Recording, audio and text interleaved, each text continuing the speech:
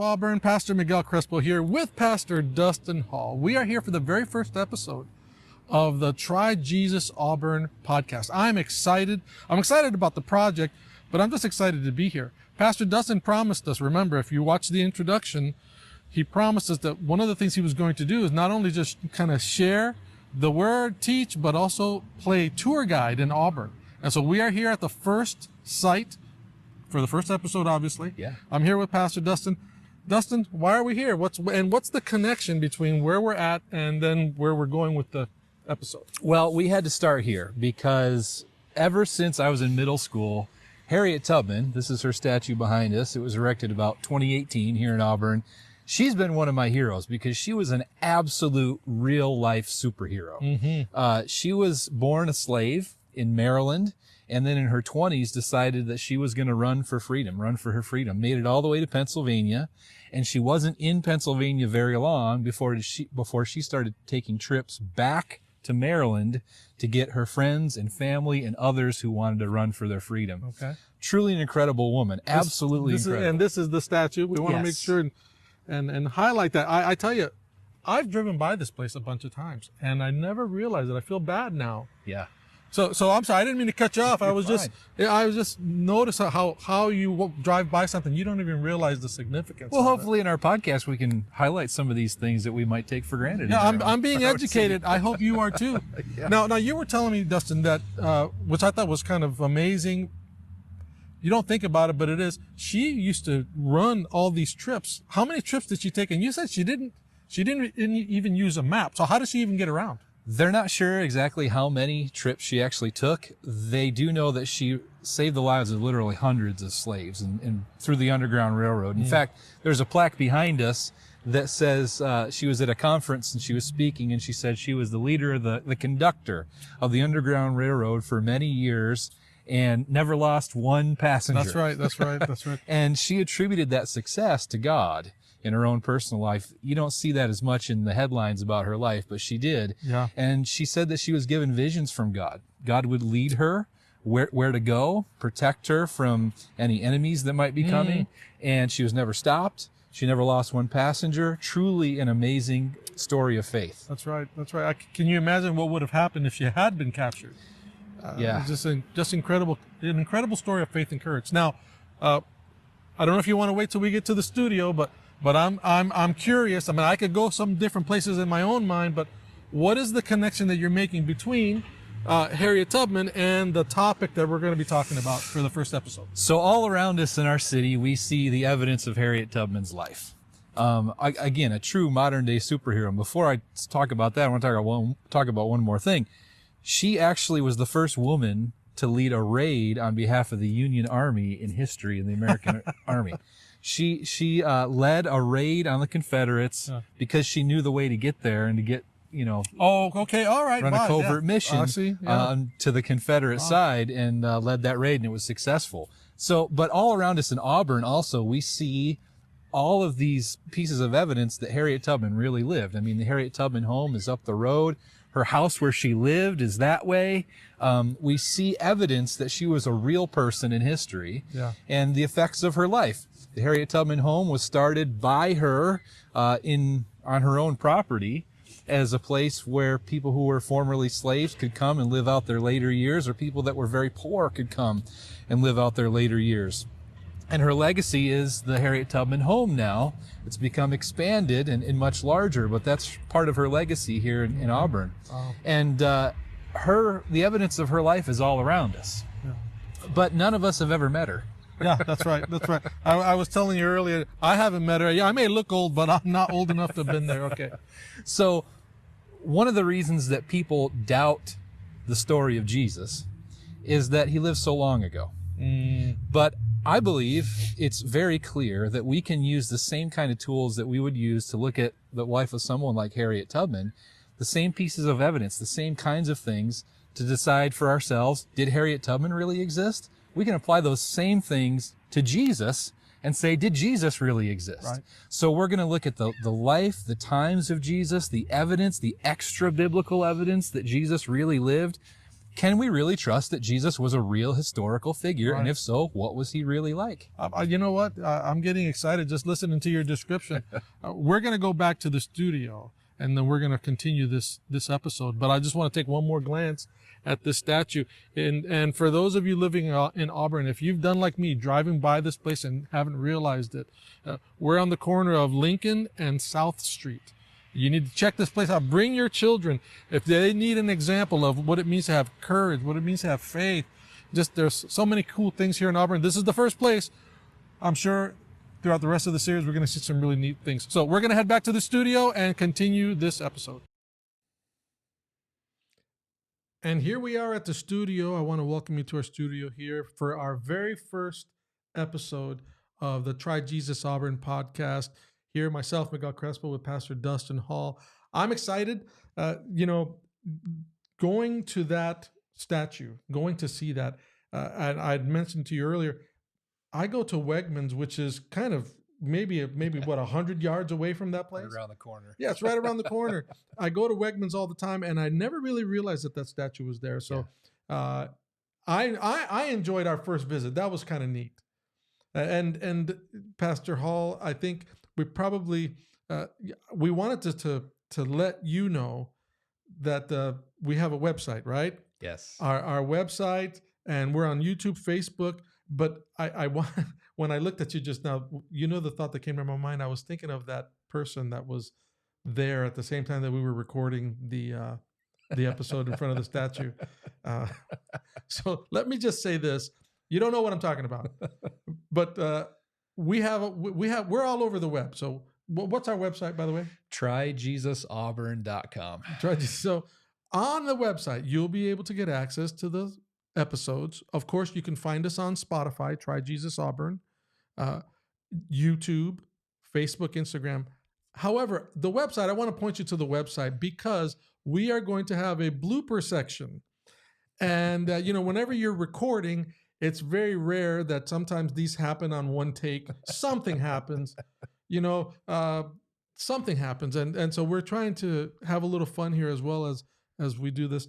So anyways, I want to get past that. Let me ask you a question. Well, before we start, your shirt. Talk to me about your shirt. That's a pretty nice looking shirt. Yeah, I mean, these are our first run of Try Jesus Auburn t-shirts. So we want people to be part of the movement. And not only does it look good, but you'll be able to help us pass the word that we're doing this.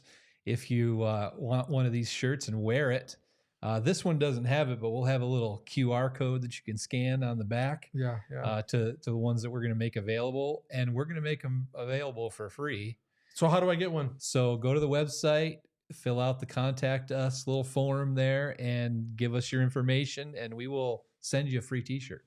Yeah. So again, if you want to get a Try Jesus Auburn t-shirt, the website is TryJesusAuburn.com. That's right. Try Jesus Auburn. You can go everywhere: YouTube, Instagram, Facebook. Put that in, you will find us. And so, Dustin, I'm glad that we're here. Before we actually went on, we were talking about some of the other historic things that you learned and are going to be sharing as we go through the podcast. And so I'm excited about where we're going with this. All right, so let's get to this thing. When we started at the Harriet Tubman statue. Pastor Dustin shared with us some history there. And I asked him, if you remember, what's the connection between Harriet Tubman and this episode? And you talked a little bit about that, but can we jump to that, Dustin? Talk to us a little bit about what's the connection and why are you choosing this? Because I have a question about that, but I'll let you get to what it is first. Well, I mean, if we're going to talk about Jesus, and so often preachers will just jump to the theological stuff, the biblical stuff, and talk about, things like salvation and these, theological churchy concepts. Well, I mean, if we're going to have an experience with Jesus and we're going to know who he is, and especially for people that may not know all that much about him, we need to start at the basics and ask ourselves the question, was he really a person? I mean, can I really trust the fact that he really lived and really lived a life and did, even some of the things that are mentioned that we hear about him? Is there any reason to actually believe that he was a real person? And if so, what was his life like? And then we can start looking at things like, hey, he said he was God. Can we trust that? Can we believe that? But before we get into any of that, we have to ask ourselves, was he a real person? Does history prove that he really existed? Yeah. Or is it just all a myth? So I guess then let's get right to the question. Mm-hmm. How, I'm asking on behalf of someone that may be watching. So I don't want to be fake here, because I believe, of course. Mm-hmm. But how can you assure someone that Jesus existed? So there's a lot of things. We're going to look at here in this episode historical evidence, evidence outside the Bible. But I want to start somewhere that maybe people aren't expecting. And it's sort of the big bombshell, one of the big bombshells that we have in this episode. So one of the biggest reasons that I believe that Jesus really existed, and I believe others can too, is the fact that Christianity exists at all. So the religion of Christianity actually does exist. And let me tell you why that's actual evidence. In Jesus' day, and even before him, what they call the intertestamental period. So that's that time of period between the apocryphal period. Well, yeah, I mean, it's the time period between the Old Testament and the New Testament. So just before the life of Jesus, there were many different uprisings by the Jewish people. So in another episode, we'll talk a little bit more about this, but the Old Testament tells the Israel and the Jewish people that they would not have to live in bondage. Mm-hmm. They would not have to be subject to rulers and authorities above them, that they were going to be this shining example to the world and not be subject to anyone. But yet over time, they kept falling under the rule of various people groups. And by the time you get to Jesus' day and just before his day, you have the Roman power, the Roman Empire in power. And so they were looking as people for someone to fulfill this promise to lead them out of bondage under the rule of this ruling authority. And so during Jesus' day, there were numerous Messiah-type figures. Yeah. Barabbas being one of them. Barabbas, yeah. Well, a lot of people don't know. So if you don't know who Barabbas is, Barabbas was the man who was on trial with Jesus that the people chose to set free instead of Jesus. An interesting fact about Barabbas is his first name was actually also Jesus.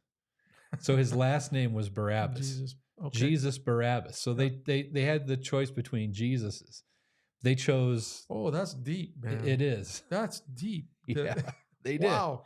You had two Jesuses. Which one? Yep. Ooh. Yep. And so he was one example of one of these many leaders that people wanted to make a Messiah. Yeah. Wanted to make a Messiah type figure. Another one was, if people ever heard of the books of the Maccabees, it's the Hanukkah story.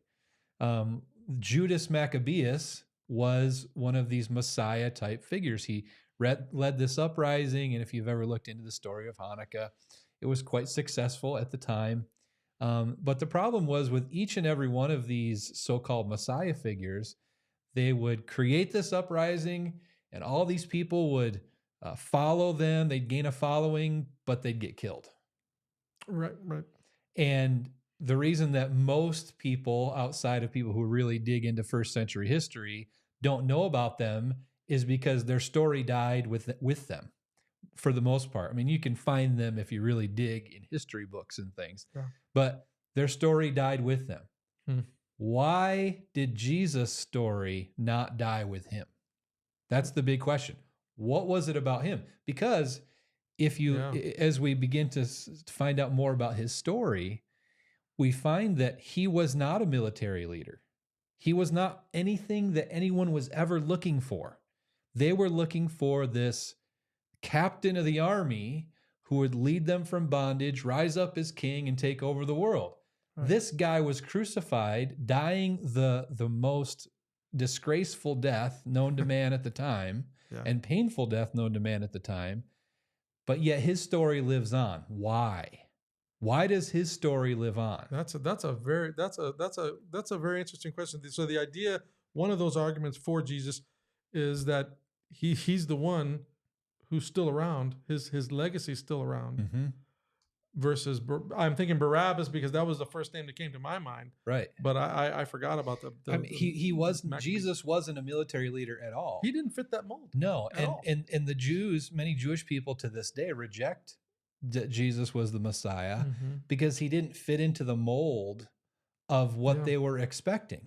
Yeah. And they'll even say Christianity, it just doesn't match up to anything that we're ever expecting. So he's just written off. Right. So he had everything stacked against him, you're saying? Well, he had everything stacked. Yeah. Yeah. And he still, his message still went forward. Well, he had everything stacked against him, but his own people were not looking for someone like him. Right. Right. So what if they were looking for a different type of Messiah and they were going to make something up about a person or someone who would to be resurrected and come back to life, why wouldn't they have chosen one of these other more successful military type leaders, the kind of Messiah that they were looking for? The only explanation that I can come up with is the reason that the story of Jesus lives on and Christianity became a worldwide movement that lasts now thousands of years is because Jesus really lived. So he was a real person. Say that again. You said the reason. Say that again. That the reason that Christianity is around today, or the proof of that fact that Christianity is around today, tells you. Yeah, there's still a lasting movement from the life of Jesus. Okay. It didn't just die off with him like it did with so many of these other supposed Messiah type figures. And Jesus was not the type of person or leader that anyone was looking for. Right. So why would you make up a person who doesn't fit the bill of your expectations and then make up a story about his resurrection? Right. And then it becomes this worldwide movement that has, all of the historical implications and world-changing type movement that's still now around thousands of years later. Yeah, that's a good point. So let me ask you, Dustin, what else can we look at to give us a sense that Jesus was a real historical person? So, the greatest, we're going to talk a little bit here in, let me back up and say this. We could look at biblical evidence, and we're going to do that in a later episode. We'll do that a little bit here in a few minutes. But there are history books that are works on the life of like Alexander the Great, the Roman Empire, the historical record that we have about the Trojan War and the Trojan horse, that story. That record was not written down until hundreds of years after it actually took place. But yet nobody questions its validity. So think about that for just a second. So something happens and then nobody records it or writes it down on paper until hundreds of years later. But yet now we all just accept it as fact.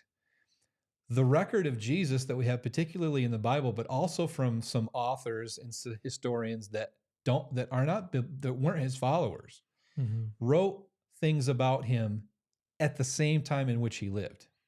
So these are eyewitness accounts. Contemporaries. Yeah. There are so many works of history that we just accept as fact that weren't written for hundreds of years, and we just accept it and don't give another thought about it. I don't know that people really think about that. No. I mean, most of that recorded history, a lot of it about the Greeks, some things about the Romans, weren't written for hundreds of years, weren't written down for hundreds of years. Yeah. Jesus, the writings about Jesus in the Bible, and also the historians and journalists, I guess you'd call them at the time, were his contemporaries or right after his life. That's when his record was written down. So an example of some of those is Homer's Iliad.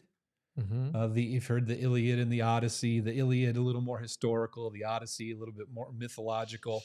But the Iliad is where we hear about the Trojan horse. Okay. And that wasn't written for hundreds of years after these battles actually took place. You know, I'm expressing some ignorance here. I always thought the Trojan horse was a joke. I never thought it actually happened. Yeah. I mean, Did it actually happen? That's what is believed. I just thought, who's stupid enough? Yeah, I hear you. Hey, there's a big wooden horse. Somebody left us a gift. Let's bring it inside. I always thought it was a joke. No. So, and listen, I've been to school. I have been to school. I have a degree, but apparently they didn't cover that in any of the classes that I took. Yeah. Sorry. And the other part of this thing too is that not only was there a record written during the time or life of Jesus, but also there are thousands of copies of those same recorded history, like eyewitness accounts. Yeah. So people started copying the writings of his eyewitnesses. Now I'm specifically talking about Matthew, Mark, and John. Luke was not an eyewitness. He did research with eyewitnesses. Right. But people started copying it right away.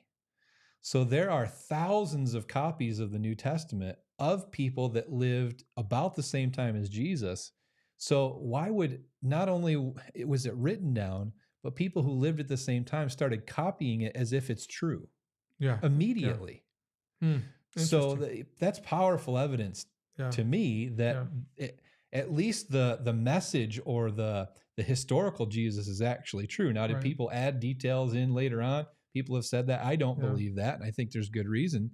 But no, I mean, eyewitness accounts written down during the same time period, and people start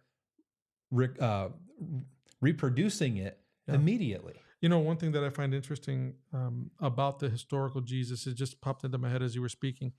Think of the other religions. So, of course, Judaism rejects Jesus as the Messiah, but they don't reject him as a person that lived. They refer to him as a great teacher. Even Islam, yes. They don't accept Jesus, you know, but they don't deny that he existed. So it's interesting. Well, you mentioned other world religions as well. Christianity is the only religion that doesn't exist without its main figure. What do you mean? I don't understand that. So Buddhism, you can still have Buddhism without Buddha, and Buddhism actually existed before the Buddha. Okay. All right. Judaism can exist without Moses. Okay. So you can still have the tenets of the Jewish religion, especially today, without Moses. It doesn't hinge on his existence. Now, he was a main figure in Jewish history, but you can still have the religion without that main, without him. Right. Okay. Islam, you can have Islam without Muhammad. Because of the teachings. And those existed before Muhammad. Yeah. So the only world religion that hinges on the existence of its main character is Christianity. Interesting. Yeah. Well, of course, without Jesus, what would, wow. All right. So let's do this. Let me ask you a question. Let's say, okay, it's hard to deny that Jesus was a real person. What does that mean? I mean, what was his life like? What else do we know about Jesus outside of, for example, some of these things that we talked about? What was his life like? Well, before we get there, I want to mention a couple other things because I mentioned some extra biblical examples and evidence. So there were some writers and some authors that were historians or journalists, so to speak, during the time of Jesus or right after. Okay. One of them was a Jewish politician and historian, military leader. He's actually got quite an interesting story. His name is Josephus. Okay. Yeah. Very famous. He's accepted as a reliable historian by historians the world over. And he talks about, he was not a Christian. He was a Jew. And he lived during the time of Jesus, and he references Jesus, that he worked great wonders, quote unquote, great wonders, and that he was crucified. and that people called him the Christ or the Anointed One. So this is Josephus, lived during the first century, Mm-hmm. not a Christian, recording that he did great wonders and that people called, he was crucified, and that people called him the Anointed One or the Messiah. Right. So that's extra biblical evidence, not from one of his followers, Right. that he really did exist. There were, and that he actually mentions Pilate, that Pilate had him crucified. Josephus does. Okay. So there were other historians, Roman historians, Thallus in 52 AD. So that would have been about 20 years or so after Jesus lived. He writes about Jesus, and that he even says that there was an earthquake when he was crucified. Oh, okay. So the Roman historian Thallus confirms the biblical account that there was an earthquake when Jesus, and he was not a Christian either. Right. You have Tacitus, you have Phlegon, you have Tertullian, living in the first century, all talking about this guy named Jesus. Wow. So that is powerful evidence to me. Yeah, and just if someone wanted to, you can do this today. I don't know if people still go to libraries, but you can look up some of these books by these ancient historians. Whether you might have to order them online on Amazon, or you should be able to have access to them online.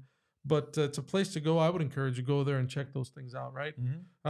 Because that's where you've done your research. So that's how you came up with this. All right, so are you ready to get to that next question? The last thing I was just going to mention is that no serious historian doubts the existence of Jesus of Nazareth. Now, they may doubt some of the claims about who he was, but they don't doubt that he actually lived and, in fact, was crucified. Yeah. So we can kind of get that out of the way, that even historians, atheists, historians, believe that Jesus was a real person. Yeah. So it's really not even up for debate. There are some people that say, oh, he didn't really live or he didn't really exist, but they haven't really looked into the evidence deeply to find out what we've mentioned here and more. Yeah. Very good. Very good. So again, what would life have been like for this Jesus during that time? So Jesus was likely born sometime between 1 or 2 AD. Little tidbit of information. There was no year 0. It started right with year 1. Right. So BC went to AD with year 1. There was no 0. Right. So he was born somewhere in 1 or 2 AD, most likely not in winter or December. What? Wait a minute. Sorry, kids. This part of the podcast is not for you. Pastor Dustin just killed the whole Christmas thing. I'm not anti-Christmas, believe me. I like Christmas. But no, probably not in December. Right. If you count the number of Passovers that he lived in the New Testament, 3.5 years of his ministry, plus the fact that the shepherds had their flocks by night outside in the fields. In December, you're probably not doing that in Israel. So there's a number of reasons why it's probably unlikely that he was born in December. Okay. So 1st or 2nd century, the Bible describes him in his childhood as being very sharp and intelligent. We don't have a ton of information about his childhood. We know that he was taken to Egypt as a baby because of the decree by Herod to kill all the firstborn. Herod's a fascinating figure himself. If you're into history, look into Herod the Great. A major architect and builder of so many things. He was a genius politician. He kind of gets a bad rep in the Bible, but as far as him in the historical record, he was quite a guy and held down peace in the Middle East for a long time. And then after his death, just all heck broke loose. Really? I mean, nobody could keep it together like him. Nobody was as savvy as him. But anyway, he kind of wanted to be the Jewish Messiah, even though he was only half-blood. And so he was threatened by this prophecy that there was a coming Messiah. And so he makes this decree to kill all the firstborn to try to get rid of the Messiah in Bethlehem. And so Jesus flees for his life. His parents take him to Egypt. for a time. So he spent some of his childhood in Egypt, but as he gets a little bit older, he's known in the biblical record as being very, very sharp and intelligent, even debating some of the religious leaders when he's like 12 or 13. Mm-hmm. Mm-hmm. So sharp young man.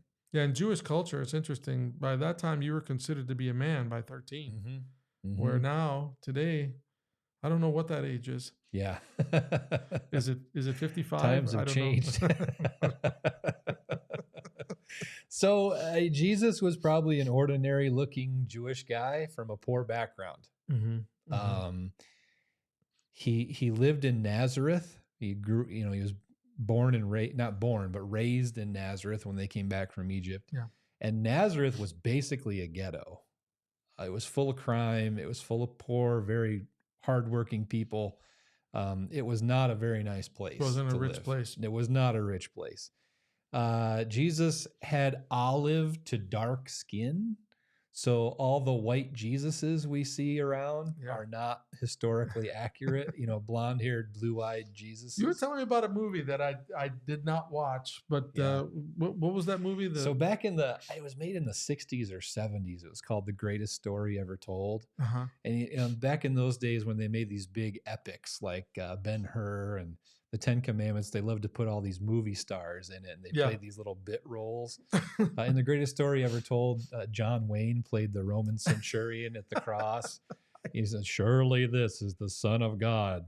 Pilgrim. He didn't say pilgrim. That's exactly that's exactly what I picture in my mind, though.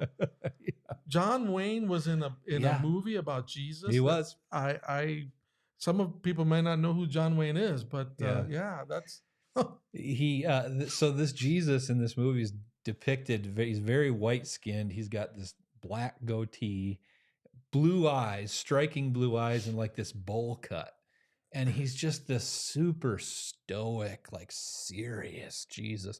Suffer the little children to come unto me. Yeah. It's like, what? I mean, you're talking about kids. So it would be suffering for them. They'd be terrified, the way he portrays that. But yeah, he had dark skin, probably like 5'5", 5'6", somewhere in that range for his height. Was that an average height? An average height back then, for that time, even amongst the Romans, people weren't very tall back then because of the conditions. Probably brown eyes, dark eyes. Yeah. Here's an interesting thing that people don't know. We're not sure if Jesus had long hair. We don't know that for a fact. Okay. So he may have. The idea that Jesus had long hair actually comes from a little bit of a misunderstanding of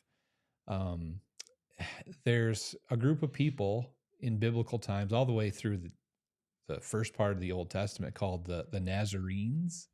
Okay. Yes. Yeah. And not Nazarenes, Nazarites. Nazarites. Yeah, okay. Even I got it confused. The Nazarite vow. Yeah. The Nazarite vow. People know this biblical story of Samson. He got his strength from not cutting his hair. Samson was a Nazarite. And so they made this vow for holiness, living their lives a certain way. We don't know that Jesus was a Nazarite for sure. We don't really find that anywhere. Yeah. But he was from Nazareth. So sometimes people get that confused, Nazarite and Nazarene, meaning from Nazareth, confused. So they just assume that he had long hair. Now, I don't think barbers were, in a big supply. Back well, have you ever seen shears from those days? Well, they look like the type you use in a garden nowadays. I can't imagine what it was like getting your haircut. So probably, Well, how accurate, in your opinion, is The Chosen? So a little more accurate as far as how they depict Jesus and what he looks like and things. I mean, Jonathan Rumi is a white guy, as far as I know. Yeah. But he looks a little darker. His features are a little bit darker, so it's a little closer to what would be historically Jesus. The Bible does say that he was very ordinary looking. He wasn't anything that was anything special or super handsome or anything like that to look at. There's a verse in Isaiah 53. It talks about his form and that there's nothing in him that would be attractive to us. I've heard some, and I don't know that I believe this. I don't know how you feel about it, but I've heard some say it meant that Jesus was not a handsome person. Mm-hmm.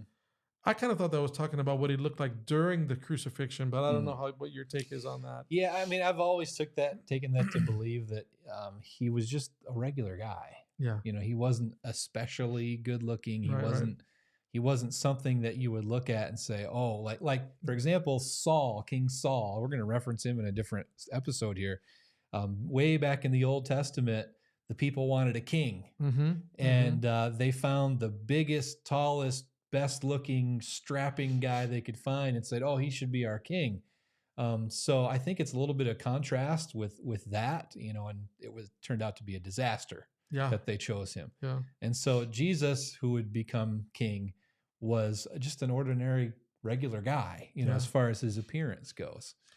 That alone, I think, lends to this whole discussion of why the historical Jesus being. You think regular, average-looking people, they wouldn't attract a following. Yeah.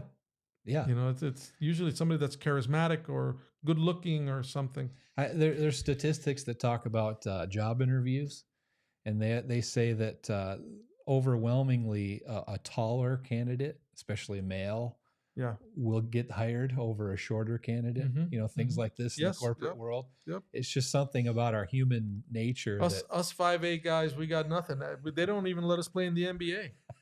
Well, Muggsy Bogues was 5'3" back in the 90s. But he could jump over the backboard. That was a little bit. That guy was incredible. He was. Him, Spud Webb too. Yeah. We're aging ourselves. Yeah, I know. So we don't know that Jesus had long hair, but we do believe he had a beard.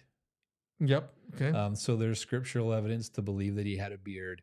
He walked everywhere he went. Something that I have thought about before is, you know, if people walked everywhere they went, how'd you go to the bathroom? You know, what? Yeah.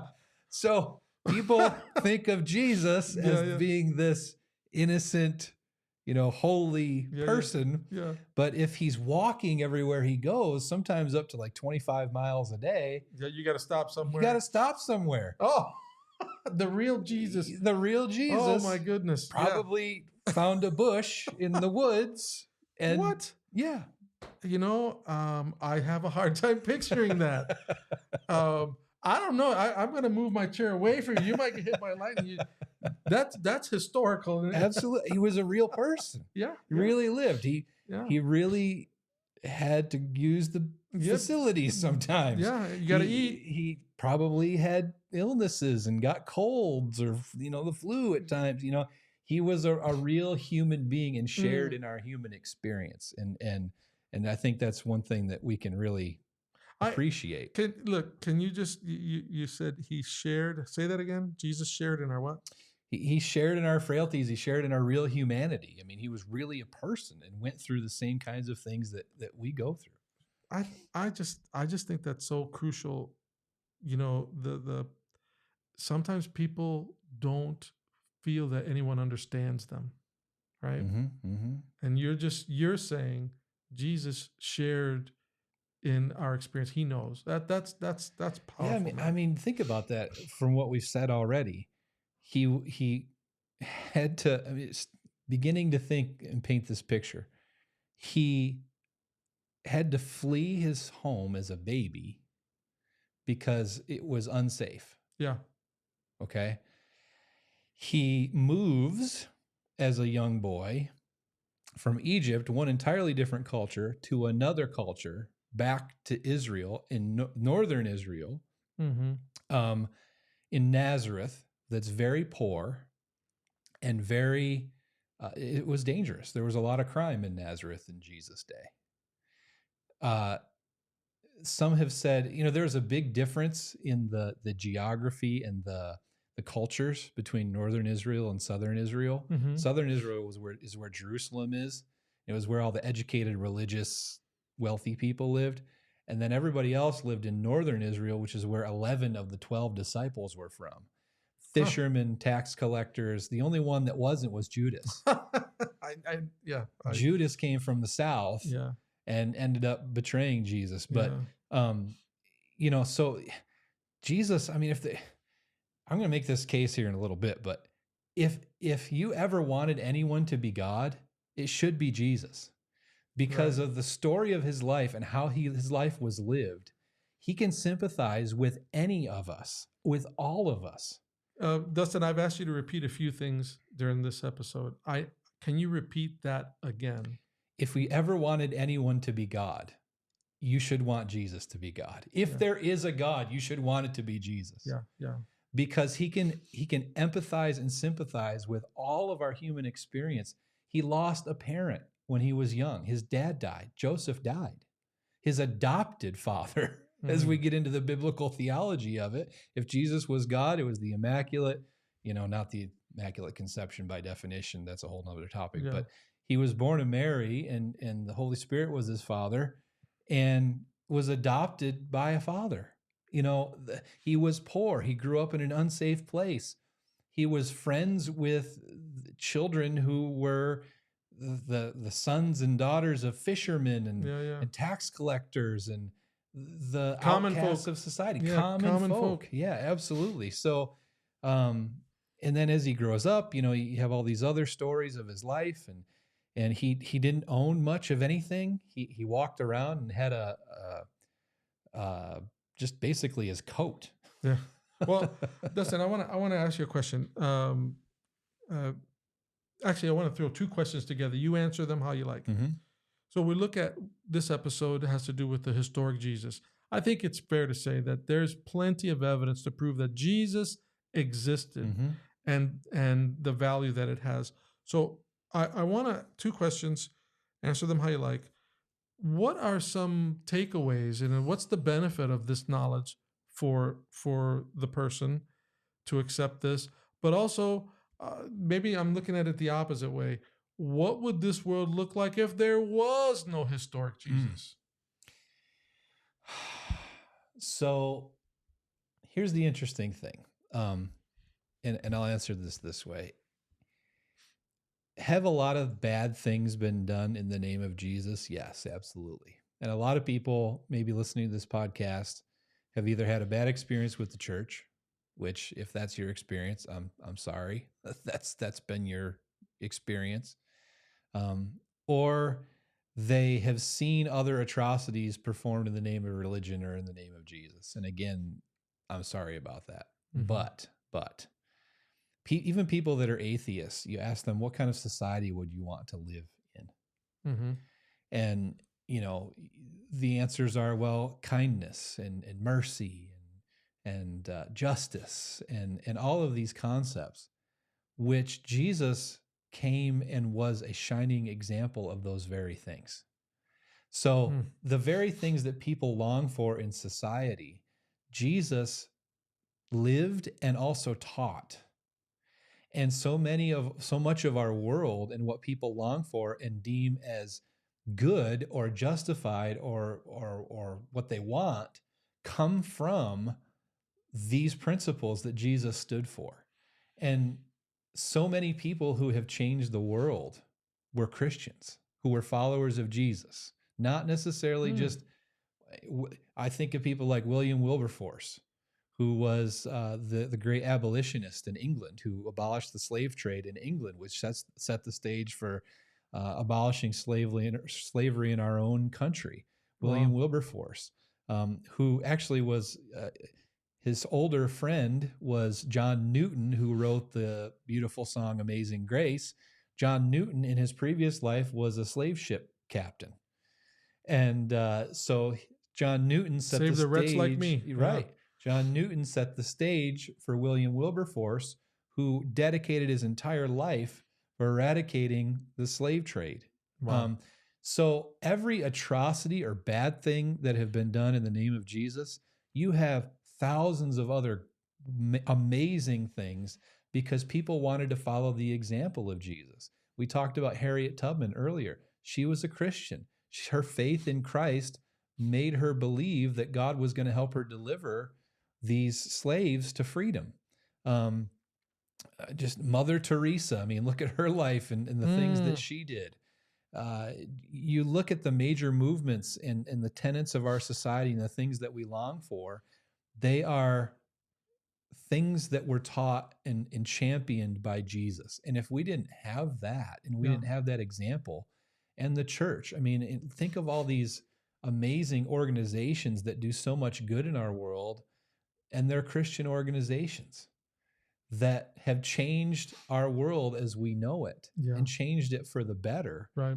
I don't want to name any specifics because I don't want it to make it sound like I'm supporting any particular ministry or any one person, but there are amazing organizations and amazing things that have been done throughout history in the name of Jesus.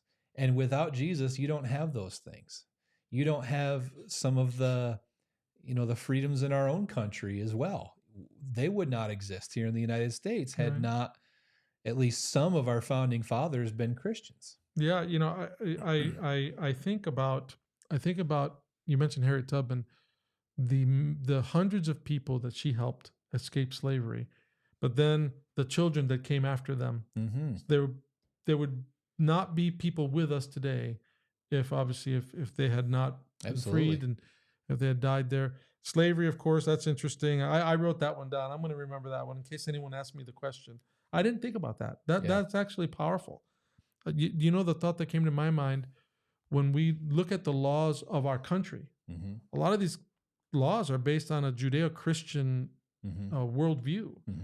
And so, the Ten Commandments, these things, even though that's not specifically Christian, it's obviously part of the legacy of Christianity.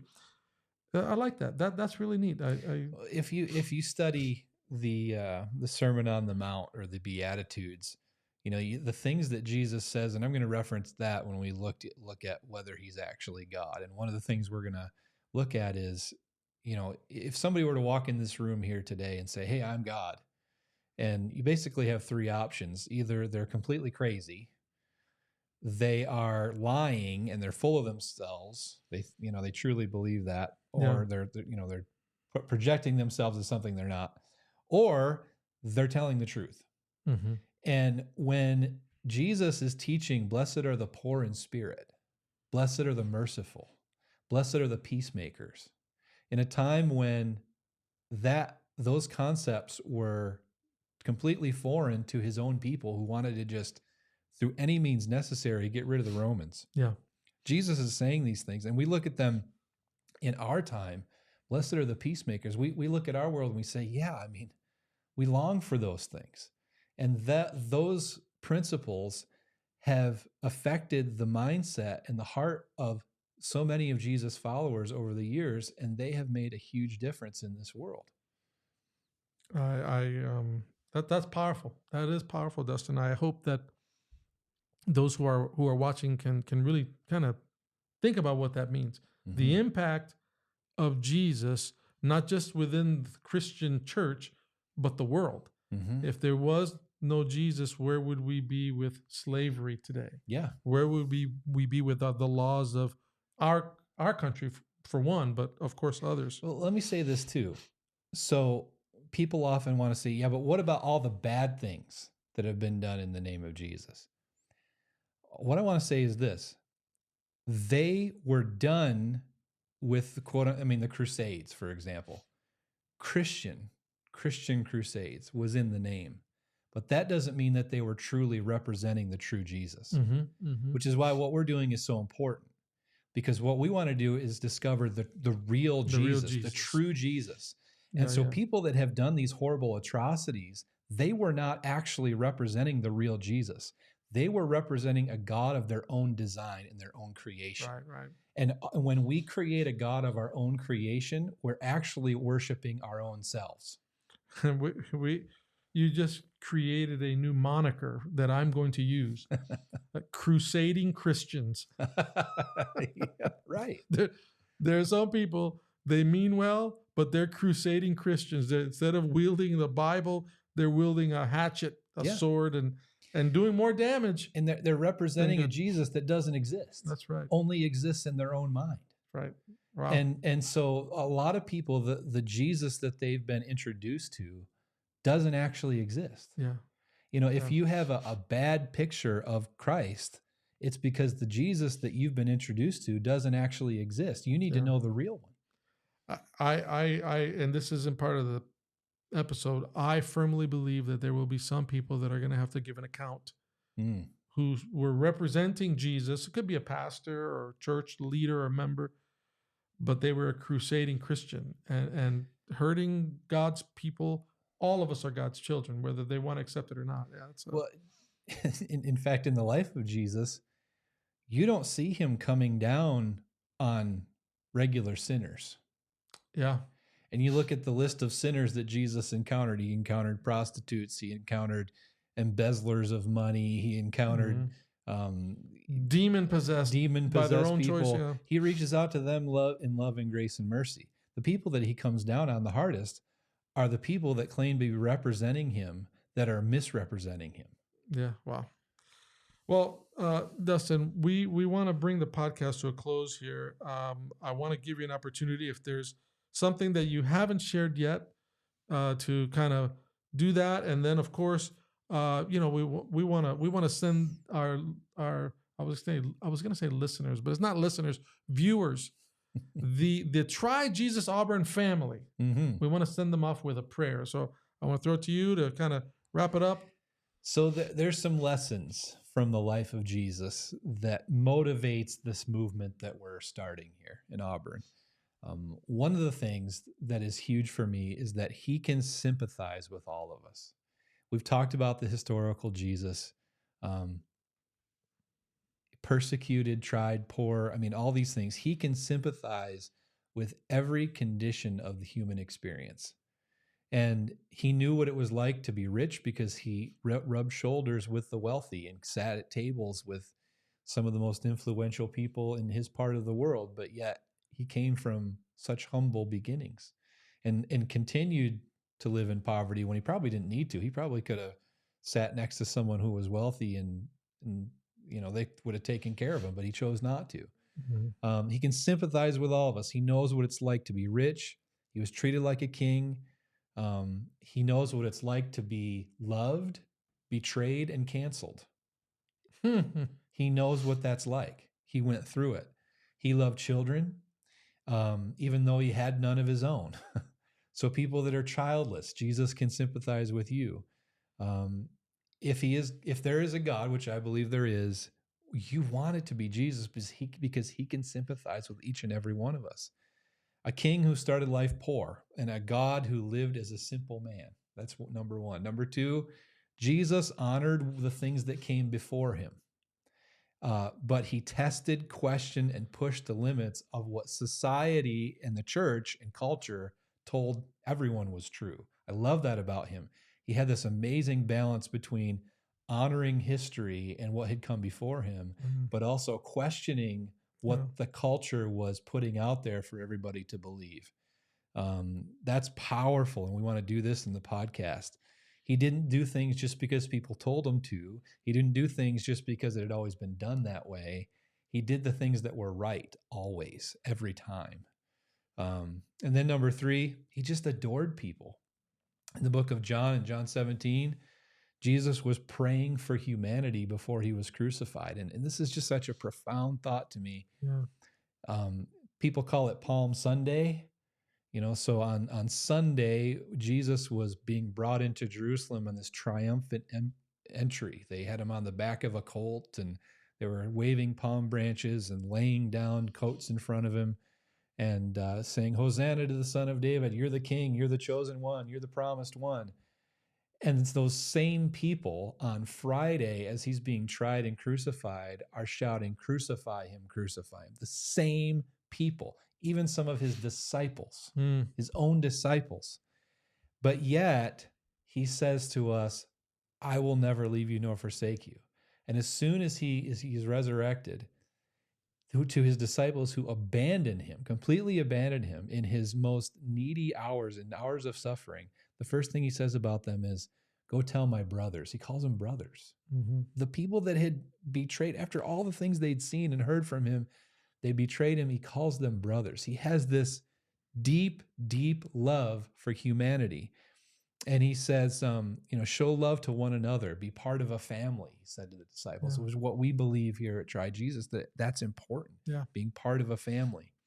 So It's those things and many more that I want people to take from this. But most of all, that Jesus really lived, and that a man like that can completely sympathize with no matter where we find ourselves. And there's so many powerful evidences to believe that he existed. So I just want to end with this. I want to end with a prayer. Some of you are still not convinced. That's okay.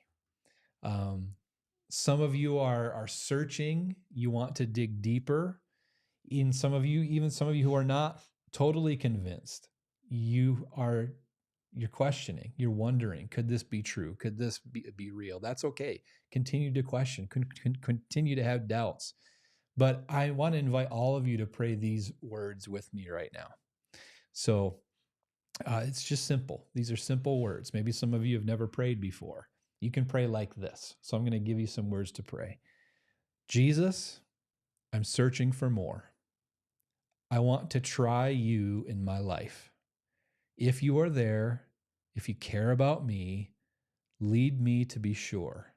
Lead me to a loving community of people who can help me in that journey. Amen. Our little advertisement for this podcast has been, try Jesus and your life will never be the same. Your life will change. You've tried the rest, now try the best. That's right.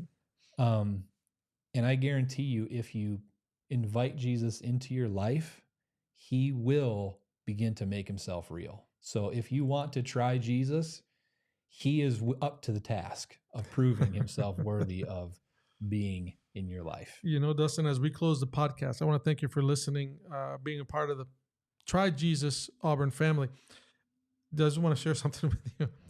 When we were, and share it with those who are watching, when we were at the Harriet Tubman statue, right next to the statue was a little plaque. And remember, it said something like, I was a conductor on the railroad and I never lost a passenger. Mm-hmm.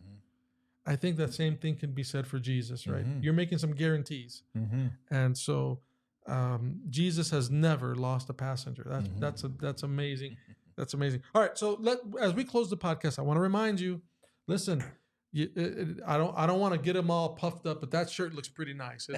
If you want to get a shirt like that, where do you need to go? What's the website? TryJesusAuburn.com. TryJesusAuburn.com. I can't guarantee you're going to look as buff as Pastor Dustin, but you'll look all right in it. We need your contact info and your t-shirt size. We'll send it out to you ASAP. Also, YouTube, Facebook, Instagram, of course, Spotify. You can go there, and the website. You can catch these episodes. And, we hope and pray and expect and believe your life will never be the same again. God bless you. We will see you next time.